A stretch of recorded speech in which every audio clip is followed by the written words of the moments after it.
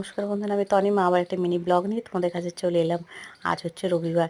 এই যে হাজব্যান্ড এখানে এসে ঘরের পাশে আর কি, তো আমাদের ঘরের মানে এই পাঁচিলের মধ্যেই তো কলা গাছ আছে, এখানে আনারস গাছও আছে, এবারে আনারসও হয়নি, তো কলার কাঁদি পড়েছে, ওইটা হচ্ছে হাজব্যান্ড কেটে নিয়েছে। এখন এই যে গাছটা কেটে নিচ্ছে, আর এতে থোরটাও নেওয়া হবে আর কি। তো থোরটাও রান্না করবো আজকে রবিবার, যেহেতু বাড়িতে একটু রান্না বান্না না করলে তো হয় না, বাকি সব রান্না হয়ে গেছে।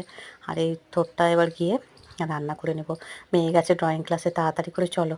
আর এই যে ঝটপট করে গিয়ে স্নান টান করে রান্নাটা করে নিয়েছি, স্নান টান করে পূজা সেরে নিলাম। দেখো, ভগবানের দর্শন করে দিলাম। আর মেয়ের আবার গানের ক্লাস আছে, মেয়ে গানের ক্লাসে ওকে নিয়ে যেতে হবে, তাই আর কি তাড়াতাড়ি করে সব কিছু কাজ বাজ সেরে একটু ঘুমিয়ে নিয়ে চলে এসেছিলাম। আর গানের ক্লাস হওয়ার পর এখন এই যে ওকে একটু দোলনা চড়াচ্ছে এখানে পার্কে। আর ওর জামাটাও চেঞ্জ করে নিয়েছে, গরমের সময় তো চুড়িদারটা পরে থাকলে ভীষণ গরম হয়, কষ্ট হয়, তো ওই জন্য। আর ও যে কত হ্যাপি এখানে দেখো, কারণ ওই যে এখানে দোলনা চড়তে পায়। তবে পার্কটা যদি আরেকটু পরিষ্কার থাকতো ভীষণ ভালো হতো জানো, কিন্তু বাচ্চারা আসে তো, পার্কটা একটু পরিষ্কার পরিচ্ছন্ন রাখলে আর ওদের হেলথের জন্য ভালো হতো।